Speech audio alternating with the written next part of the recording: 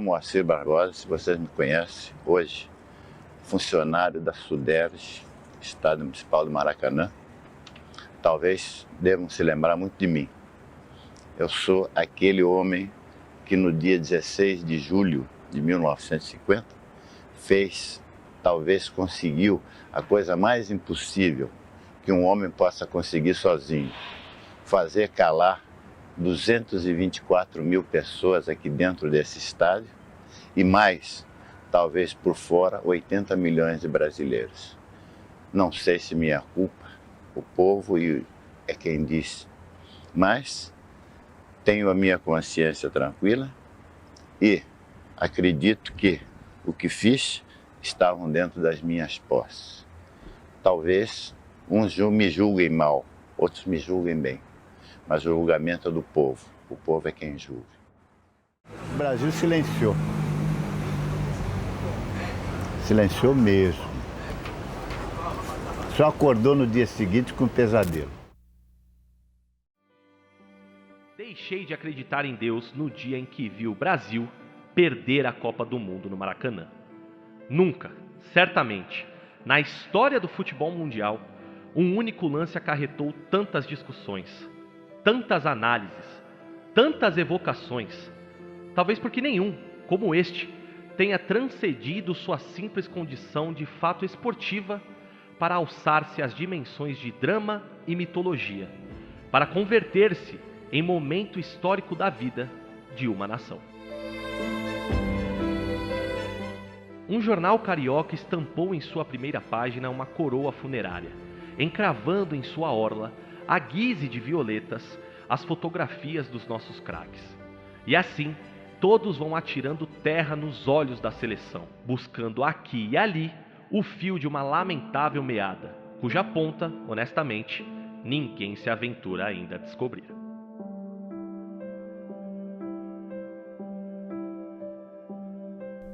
Bom, já deu pra sentir o drama e a comoção que foi essa final, né? A gente que é brasileiro sabe como o futebol e principalmente a Copa do Mundo tem um grande impacto cultural. Essas narrações que você acabou de ouvir são alguns trechinhos tirados do jornal Gazeta Esportiva e também do livro Anatomia de uma Derrota, do Paulo Perdigão. Hoje, nós vamos falar sobre o que ocorreu após o Maracanaço. Como e por que Barbosa foi apontado como o grande culpado pela derrota do Brasil. Meu nome é Gabriel Assis. E o meu é Gisele Sartini. E esse é o podcast Barbosa, Defendendo um Legado. Em 1950, quando o futebol brasileiro ainda estava dando seus primeiros passos, perdeu uma final em casa, no Maracanã, que tinha sido construído especialmente para aquela ocasião, parecia quase um velório de um ente querido. Uma das coisas inesquecíveis desse jogo é, assim, desconsolo não só do time, mas da sociedade brasileira. A sensação da sociedade, das pessoas, foi de uma tal decepção, uma tal tristeza. Quando termina o jogo, eu saí, abri a porta da casa, que era ali na rua Galvão Bueno, Liberdade, o céu despejado, o céu azul, assim, não se ouvia um barulho. Isso era o tamanho da tristeza dos brasileiros. Tristeza, olha, foi uma tristeza assim, devastadora. Só quem viveu aquilo, depois de a gente ter atravessado um período de entusiasmo com o Brasil, nós achávamos que o Brasil estava avançando, se industrializando, estava crescendo. Não havia toda essa esperança, esse ânimo, esse sentimento de que nós íamos avançar. E o golpe da perda da Copa do Mundo foi um golpe muito profundo. Esse que você ouviu agora é Luiz Gonzaga Beluso, ex-presidente do Palmeiras e um grande apaixonado pelo futebol. É a primeira vez que ele aparece aqui no nosso podcast. Ele tinha 8 anos na Copa de 1950, mas o impacto permanece vivo na memória. Aonde eu morava, em Ramos, no meio tinha um jardim. Essa avenida, nesse dia, o meio da avenida foi posto mesas, o pouco e tudo. Era comida da festa. Era comida da festa, festejar o título. Então havia aquilo, então o vento tirou aquelas toalhas que estavam em cima e até os cachorros que estavam todos assim olhando, não se animaram a subir nas mesas para comer. Quer dizer, então isso aí é um troço que calou fundo na gente. A gente olhar para aquilo, aquela porção de comida ali, e os cachorros olhando, não avançar. E essa ferida ficou no imaginário do povo brasileiro em livros, jornais, pesquisas acadêmicas, filmes. Barbosa! Essa final virou até tema de um curta-metragem do cineasta Jorge Furtado, 38 anos depois da Copa de 50. E o Furtado sequer era nascido na época. Nelson Rodrigues descreveu o evento com as seguintes palavras: cada povo tem a sua catástrofe nacional, algo assim como uma Hiroshima. A nossa catástrofe nacional, a nossa Hiroshima, foi a derrota frente ao Uruguai em 1950. Deixando alguns exageros à parte, diante da catástrofe, sempre acabamos buscando culpados, mesmo que eles não existam, e mesmo que seja apenas uma fatalidade. O que passou na tua cabeça? Isso é um momento que é inesquecível para você. É claro, é lógico. O que passou na sua cabeça naquele momento, Barbosa? Aquilo ali a gente tinha lugar, se tivesse um buraco ali pra gente entrar e sumir do mapa. E mesmo assim buscou-se um porquê, e na falta de respostas, começou-se a especular, e de tanto remoer a ferida, a imprensa esportiva brasileira pareceu ter encontrado o fato culminante, o grande X da questão: Moacir Barbosa. É claro que não foi só ele. Outros jogadores, como Bigode e Juvenal, também foram apontados como pivôs do desastre. Todos eles negros. Em um país que não tinha nem um século de abolição da escravidão, não parece muita coincidência, né? Mas o fato é, Barbosa, em um dado momento, se tornou o culpado pela nossa grande tragédia nacional. Mas isso não aconteceu logo de cara. Olha, num primeiro momento, ninguém apontou ele como responsável da derrota, né? A gente não encontra nenhuma manchete assim, Barbosa é o culpado de 50, isso não. Mas o que apontou já desde o primeiro momento é a questão da fibra, né? Faltou fibra para os brasileiros, né? A fibra uruguaia fez a diferença. E quando a gente fala de fibra, a gente está falando de algo que tem a ver com questões biológicas, com questões de caráter, que no fundo remetem a questões da formação social dos próprios países, né? Então, assim, no fundo, já desde o começo se culpava a nossa formação brasileira, né? Então, a formação da nossa população, né? Então, no fundo, é isso, né? Perdemos porque somos de uma raça inferior, entende? Então, assim, é isso que está subjacente nesse tipo de discurso. E é evidente que em pouco tempo, quando eu digo assim, foi em 50, em 56, quando veio o complexo de vira-latas do Nelson, né? Então, isso o Nelson escreve, não tira da cachola, né? Isso é uma coisa, esses pensamentos eles eram pensamentos que circulavam. Ele consegue ter a clareza de colocar isso no papel, mas essas ideias circulavam. A seguir, a narração de um trecho da análise de Tomás Mazzoni na Gazeta Esportiva do dia seguinte à derrota.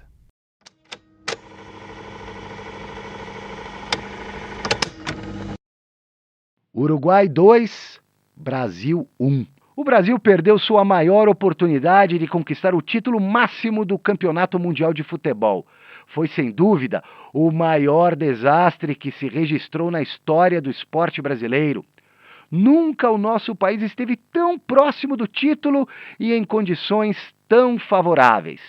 Jogando em casa, um estádio onde estavam 200 mil pessoas torcendo de início ao fim da luta pela vitória de nossas cores. Nem assim o nosso quadro conseguiu conquistar o título, que seria conseguido apenas com um empate. E por quê? Simplesmente porque houve excesso de confiança e precipitação por parte daqueles que tinham a missão de conduzir a nossa equipe. E, na realidade, uma das maiores responsáveis pela criação e disseminação dessa tese foram as crônicas esportivas. A seguir, mais um trecho da mesma análise de Tomás Mazzoni. A crítica é uma arma, mas deve ser disparada com boa pontaria e contra alvos que, de fato, constituam mal-estares. A injúria, a calúnia, o desdém possuem um raio de ação que ultrapassa de muito a distância dos acontecimentos. A vitória da tática.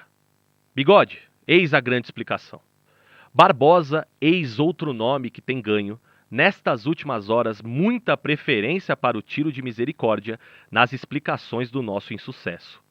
Flávio, na opinião da maioria, completaria definitivamente a trinca de nomes que os críticos buscam para lhes repousar na cabeça a coroa de espinhos da derrota. A nosso ver, o que aconteceu em Maracanã foi pura e simplesmente a vitória da tática contra a desorganização. O técnico uruguaio, sentindo a fraqueza do nosso setor esquerdo, ordenou o jogo pela esquerda. Bigode, todos nós o sabemos, jamais foi um jogador de classe, limpo, escolástico e o craque que atua vertiginosamente sob a ação dos instintos. Com o tempo, também foram surgindo charges. Tem uma charge também do Nassara, muito que assim não é muito conhecida, né? Eu ia falar muito conhecida porque para mim eu já cruzei com ela, topei com ela muitas vezes, mas é uma charge que retrata o Barbosa, não tem um escrito, um nada, é só um corpo negro com nariz grande, os traços do Barbosa, que né, é evidente que podem ser de qualquer negro, é uma charge em preto e branco. E que embaixo das pernas dele passa um frango, literalmente um frango, né? Um desenho de um frango.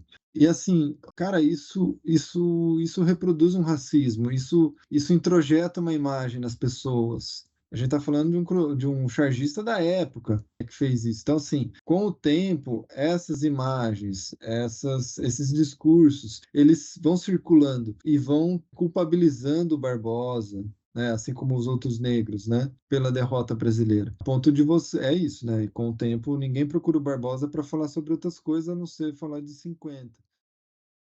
2 dias depois do jogo, o jornal O Estado de São Paulo também publicaria uma matéria que colocava Barbosa como protagonista da derrota. Se Barbosa permanecesse parado onde se encontrava, a bola não teria batido nele e voltado. Fez, porém, o inacreditável. Numa bola tirada sem pretensões, de situação dificílima, atirou no chão quando ela vinha de meia altura e foi coberto vergonhosamente. Quando se lembra de 50, ninguém pensa num colapso geral, numa pane coletiva. O sujeito pensa em Barbosa, o sujeito descarrega em Barbosa a responsabilidade maciça, compacta da derrota. O gol de Gija ficou gravado na memória nacional como um frango eterno. O brasileiro já se esquecera da febre amarela, da vacina obrigatória, da gripe espanhola, do assassino de Pinheiro Machado. Mas o que ele não esquece, nem a tiro, é o chamado frango de Barbosa. Qualquer um com esse frango estaria morto, enterrado com o seguinte epitáfio: aqui jaz fulano, assassinado por um frango. E sabe aquela ideia de que uma mentira contada muitas vezes se torna uma verdade? Bom, com o tempo, o público também abraçou essa ideia. E é aí que Moacir Barbosa, um dos maiores goleiros de sua época, começou a ser reduzido a um único lance. A um único e fatídico gol que ele não defendeu em sua carreira. A verdade é que o público e os torcedores também queriam um culpado. Não, talvez eu não tenha competência suficiente para fazer uma análise sociopsicológica do futebol, mas eu posso dar um palpite. Não há um esporte mais parecido com a vida e suas incertezas do que o futebol. A paixão é proporcional ao desencanto, na verdade, ao desespero quando as coisas não dão certo, né? Vida e morte. Vida e morte Severino, né? Paixão é vida e morte. Então, acontece isso, você acaba também dirigindo a sua angústia, a sua ira, a sua raiva, seu desespero, sua decepção, para alguém que você tem que achar culpado. Então, o culpado foi esse, é o caso do Barão, o culpado foi esse. Como você tem outros episódios iguaizinhos a esse, em que você inculpa um jogador, foi ele que fez a gente perdeu o jogo. Foi ele, não podia ter sido outro. Quando, na verdade, o futebol é um jogo coletivo. Isto é apenas um pouco do futebol brasileiro. Por trás da bela jogada está um problema humano escondido do público. A imprensa concorre para a criação dos mitos. Mitos que valem dinheiro. Na realidade, o jogador é um operário de vida curta. O jogador é uma mercadoria facilmente perecível. Seu valor é estabelecido pelos interesses dos clubes, dos seus dirigentes. O jogador ganha pouco, arrisca muito e é uma fonte de renda. Nas arquibancadas, a torcida sempre humilde sofre com as derrotas ou alegra-se com as vitórias. Como válvula de escape, o futebol compensa uma semana de excesso de trabalho, de pouco dinheiro e até de fome. Quem ganha com tudo isso? Agora, durante todo aquele processo de crucificação pública do Barbosa, ali foi a busca de um bode expiatório mesmo. Você precisava encontrar um bode expiatório, acharam o goleiro negro, o filme do gol até hoje é reprisado, e muito sinceramente não se trata de um frango. Se trata de um gol comum que a gente vê em toda a rodada de fim de semana. O que a gente também tem que entender é que era uma época de difusão muito rara da comunicação. A gente só tem aquele gol, só tem aquele ângulo do gol. Então, era um ambiente muito propício a se criarem lendas, né? E, infelizmente, o Barbosa foi vítima disso. Foi vítima de um tempo em que a informação não era tão precisa. Hoje ela também não é precisa, mas por outras razões, né? Razões de edição, razões de fake news, razões de preguiça. Então, infelizmente, o Barbosa acabou sendo uma vítima de tudo isso. É expiatório, de expiar culpas. Jogar a culpa ali no bode para você livrar a sua cara. Essa tendência continuou em outras Copas do Mundo. Teve o caso da convulsão do Ronaldo em 98, teve o caso da meia do Roberto Carlos em 2006, só para ficar em dois temas um pouco mais recentes, né? O Barbosa, infelizmente, não foi uma exceção. Tem alguns componentes, a questão do goleiro negro, a questão do racismo, e coisas que foram repetidas aí ao longo dos anos, e infelizmente o velho Barbosa acabou pagando por isso. E os assédios saíram do papel e foram para as ruas. Barbosa começou a ser cotidianamente abordado por pessoas. Então, caíram matando em cima dele. Ele estava eu não sei se é padaria, mercadinho, ele entrou no lugar, uma senhorinha, uma velhinha, estava com um neto. Quando ela deu de cara com ele, falou assim, pro neto dela, tá vendo aquele homem lá? Aquele homem que fez o Brasil chorar. O Barbosa falou que partiu o coração dele, falou, me doeu muito. Daí ele olhou para a senhora e falou, escuta, se eu fosse o seu filho, a senhora falaria isso para outra criança? A senhora diria isso, que eu sou culpado? E saiu, não deu bola, não falou mais nada. Então, mas ele foi uma pessoa que eu falo assim, muito espiritualizada, muito além do seu tempo, com coração, com caráter, com a bondade, e você não vê uma foto dele triste. Você não vê ele com a cara de raiva, de ódio, de tristeza profunda, nada. Ele continuou, ele ganhou em 50 ainda no Maracanã, com o Vasco da Gama. Ele foi campeão de tudo. Mas porque ele jogava no Vasco, que era negro, então o preconceito predominou, né? Predominou. As leis de condenação aqui no país, quanto é? A maior condenação, quanto é? É 30 anos, né? É 30 anos que o sujeito tem que cumprir. Eu digo, então nós estamos com 43 anos, eu acho que eu já paguei 10 anos ou 14 anos a mais. Mas, felizmente, nem tudo foi perdido. Como já falamos aqui, a história de Barbosa não se resume a 50. Barbosa existiu antes de 50, existiu depois de 50. Esse aqui é Horácio Júnior novamente, ex-vice-presidente de História do Vasco da Gama. Ele relembra um outro caso de assédio sofrido por Barbosa. De que houve muito acolhimento, inclusive pelos companheiros, né? Assim, né? E os dirigentes da época, né, acolheram Barbosa da melhor forma possível. Assim. Esse acolhimento a gente não encontrou por parte da mídia, né, na época. E esse acolhimento da mídia assim, nunca existiu mesmo, assim, né? nem da Confederação Brasileira de Futebol. Né?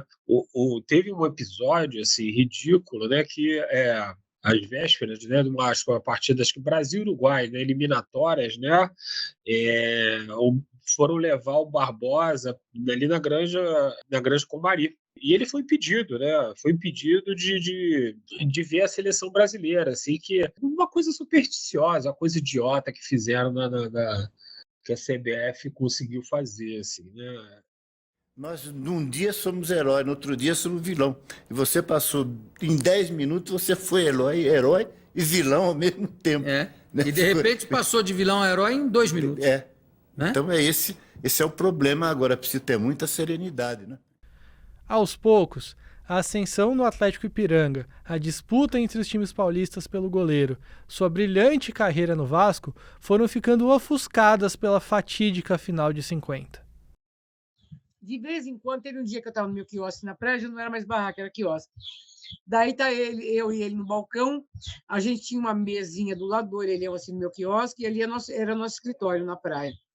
Daí chegava, alguém ligava, né, que daí eu comecei a dar contato em televisão, no jogo, não sei o quê, e comecei a dar contato de fazer palestra. Então, ali eu peneirava, o que a pessoa ia perguntar para ele? Quero falar com o Barbosa, mas você quer falar o quê? Sobre 50. Eu falei, não, você tem que falar dele das glórias, das honras, das vitórias, né? Você não tem que falar dele só de 50, ele não é só 50, ele não caiu de paraquedas no Maracanã. Depois você chega em 50 e pergunta por que o Brasil perdeu em 50 atrás dos bastidores. Daí um dia chegou uma mulher, um casal no meu quiosque, e eu vi o cara cochichando com ela, na orelha da mulher. Daí depois ela foi lá e falou assim, você não é um jogador de 50 que perdeu do Brasil, né? Daí ele pegou, olhou assim, com o olhar dele assim, ele tinha um olhinho, parecia de criança, quando ele ficava triste, parecia que caía. Sabe que a criança tem aquele olhinho meio caidinho, assim? Daí ele olhou para a mulher, assim, com uma... Quando eu vi o olhinho dele, eu falei para ela, escuta, você entende futebol, meu amor? Já estou na doida. Ela até assustou. Eu falei, você entende futebol? Você sabe onde ele jogou? Ele não caiu de paraquedas na Copa de 50, não. Você sabe onde ele jogou? Quantas vezes ele foi campeão? Não, eu não sei, não. Eu falei, você que mandou ela falar, né? Nem futebol ela entende, né? E falei, você é covarde de mandar ela fazer essa pergunta. Eu falei, eu te apresento aqui a Barbosa. Vem aqui, neguinho. Falei, chega aí. Daí a Barbosa falou, te apresento o Moacir Barbosa com o Y, que o Y é ele abraçando, agarrando na trave.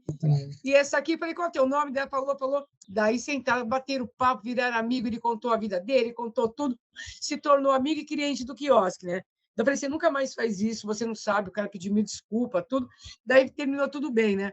Então, ele preferia ficar no anonimato para as pessoas não ficarem cobrando ele, ficar falando, apontando o dedo para ele. E durante toda a nossa pesquisa para o podcast, uma coisa havia ficado muito clara. É que a gente não poderia resumir Moacir Barbosa à Copa de 50.